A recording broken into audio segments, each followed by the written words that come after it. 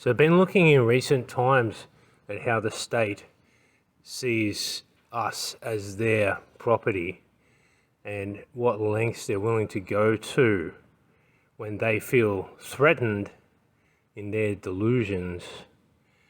So in this spirit, we're going to today be listening to some state-funded media, state-controlled media, state narrative media, in the form of the ABC. And we'll hear what they want us to believe about what our standing is. Hi, Damien Carrick here. We've all heard the term sovereign citizens, people who don't believe the law applies to them.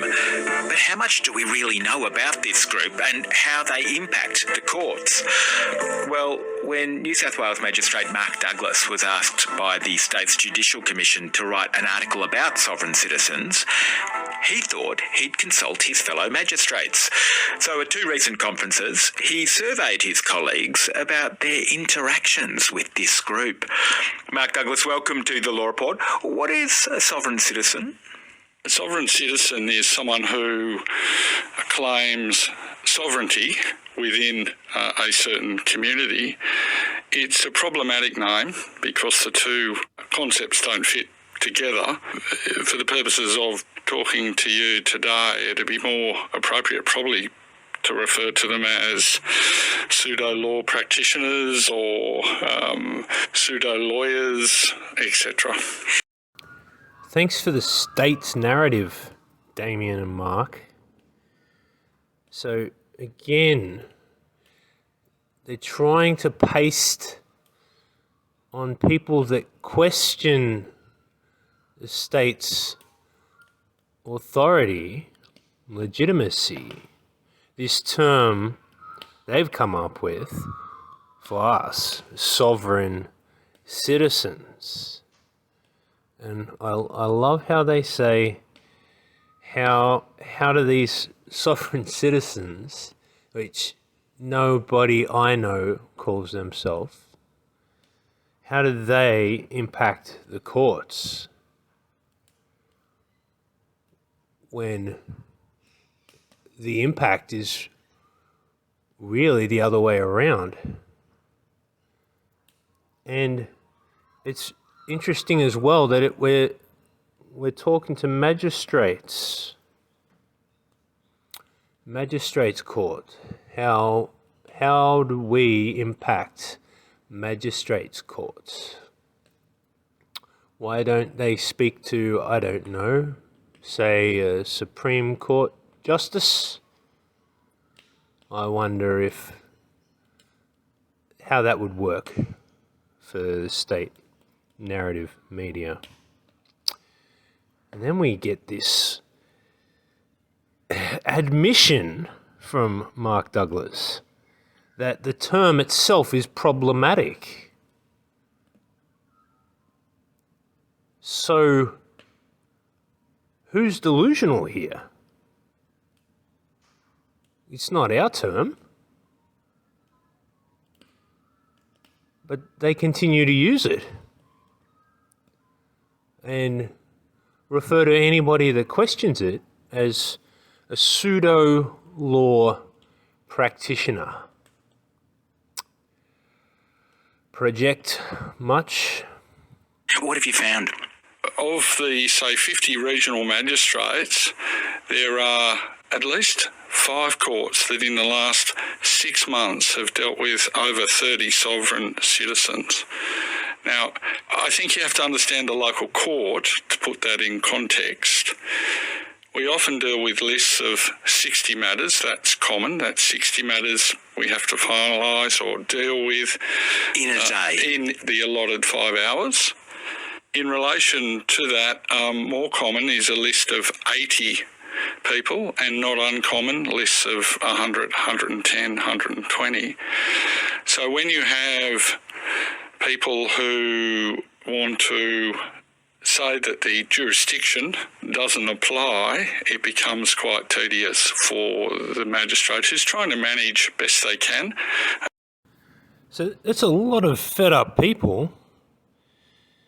One magistrate's court could see a list of 60, 80, 100, 110, 120 people in any given day. And there are all of these people that are challenging what Mark Douglas says is a tedious situation for the magistrate. What's tedious?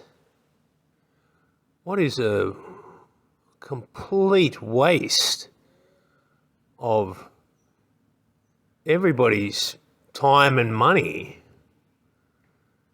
blood, sweat and tears, is to have to spend a day not working or pursuing your own interests, but to attend a magistrate's court to contest a parking fine or a speeding fine. And he's got the nerve to say it's tedious for them when somebody presents more information than they would like. Why can't you people just roll up and just plead guilty, and we'll give you a little discount and tell you you're a good slave? He's got the nerve to use the word tedious. Oh, given who they are, we really should burn their cars to the ground. Then they won't risk getting a parking ticket and having to end up in their own court. Okay, so this is the research you've been doing. You've been talking to your fellow brother and sister magistrates. Let's now talk about the kinds of arguments that sovereign citizens run. I understand that a lot of people come to the court and they argue about their name. Yes, they do.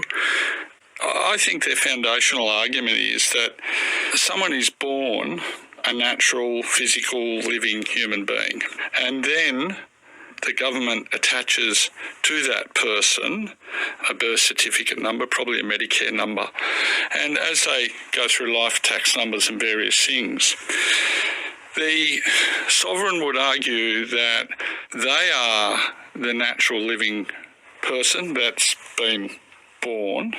They are not and don't accept the name that they've been given or any commitments or anything attached with that particular name. Isn't that nice? Brother and sister magistrates, all one big happy family, catching people in a net and draining their pockets, draining the sweat off their back for everything they have. And then Mark Douglas goes into what a sovereign, I think he left off citizen there, slip up Mark, what a sovereign might say, that they contest the name, that they're born living. And are they not? Is that a delusion, Mark? They're not born alive? And they don't accept the name they've been given. I think it is a question of what's in a name. What name? So I was given the name Matthew by my mother and father. I accept that name, of course. And then he says that the state, he actually describes what they do, that the state comes along and tacks on a whole bunch of numbers to this name. We won't get into capital letters, but what do you see in the supermarket? Everything has a barcode, a number designated. What did the Nazis do in the Holocaust? Tattooed a number. What is a digital certificate? A marking in a certain procedure. So, really, Mark, you can call us sovereign citizens. But the bottom line is, we are not your slaves. Can you tell me about your experience, some of your experiences with this kind of litigant? What do you do on a day-to-day basis when these people come in? It's in the context of our courts being extremely busy. First thing you'll notice is the number of papers on the file, and then you may have a litigant who doesn't want to enter close to the bar table. They'll stand at the back of the court and yell towards you. And firstly, that's problematic because I've already indicated all of our proceedings are recorded. So that's the first issue you have to deal with. Now, that's tied with admiralty law, and that's an argument that if they come forward, it's a joinder and they're accepting the contract, and therefore they're bound by the names. But if they don't enter your wheelhouse, and that's as simple as it gets, they're not bound, and they'll try to run the proceedings from standing at the back of court. Yes, you pesky sovereign citizens. Can't you see how busy we are? Netting 100 of you in a day in any court. When you file hundreds of pages of documents, that really hampers our productivity. Or when you yell from the back of the court, we can't capture your audio. It's problematic. And then, in this wheelhouse, we see a lot of spin. Admiralty law and joinder. They say that sovereign citizens don't think the law of the land applies to them. A whole lot of backwards talking, the way I hear it. But I think that the most pertinent thing in this little section is that all matters are recorded. So, Mark, isn't it interesting that the court can record matters, but Stephen Spires was sent to jail for 3 months by a certain magistrate for recording his own audio. So we see just how one-sided this supposed court of law can be, where they dictate all of the terms, they record you, and then you dare to challenge that by having your own recording so that you have a resource, a documentation of what happened there. Well, we'll send you away to jail where you can be tortured by the state. What happens to these people once they put these arguments? Well, I think David Halpern, former magistrate and now a dean of a university, rightly points out that he's not aware of any sovereign arguments being successful at any level in any court in New South Wales. Really? In no court of any jurisdiction in New South Wales? Well, Mark, David, what is State of New South Wales versus Kiskanen preliminary 2021? What is Justice Julia Lonergan defining a state acting under delusion? New South Wales Fixated Persons Unit. What is war crimes documented? Forced medical procedure, torture, Rule 90, Rule 92, International Humanitarian Law, on record in New South Wales. What is a closed case? I think they're fairly random in a sense. They're submissions to the court are verbose, not focused.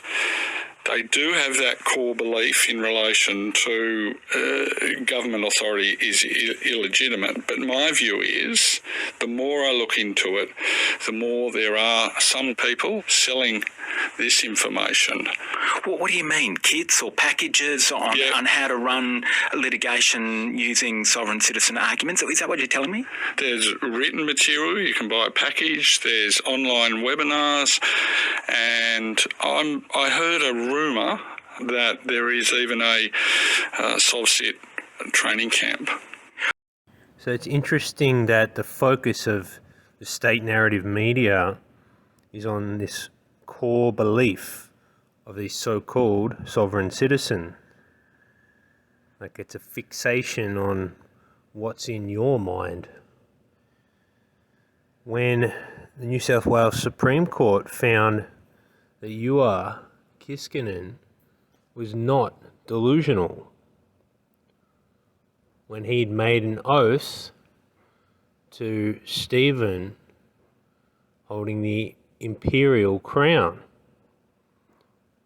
Could it be that the state is threatened by people waking up to the fact that the imperial crown, as we see anchored to the door of the Shrine of Remembrance, that forged this nation, this kingdom, rose it up out of international waters? Could it be they're threatened that people are waking up to the fact that we've been usurped? Then it's interesting that Mark Douglas uses this word rumour. He heard a rumour that there are SovCit training camps. But I thought we dealt with facts, don't we? Isn't that the purpose of a court of law? To deal with facts? But it's okay if you're on the state narrative media to spread rumour and hearsay, conjecture, because you're not in the court. So is that what's going on here? Everyone that comes in court, Damien, it's a very important day for them. Very important. I always recognise that when I'm sitting, whether it's a parking fine, whether it's speeding, whether it's large commercial drug sale. It's an important day for them. And I think courts, to maintain their reputation, must be seen as being fair and being good listeners. So it'd be wrong to pigeonhole any group. I think with a good, fair legal response, I think hopefully the word will filter through the communities that this, A, is going to cost you some money, B, it might damage your reputation. You may end up with a criminal conviction that you might not have had you perhaps not run pseudo-legal arguments. And criminal convictions these days can be quite damaging. Yes, that day in court is an important day for everyone.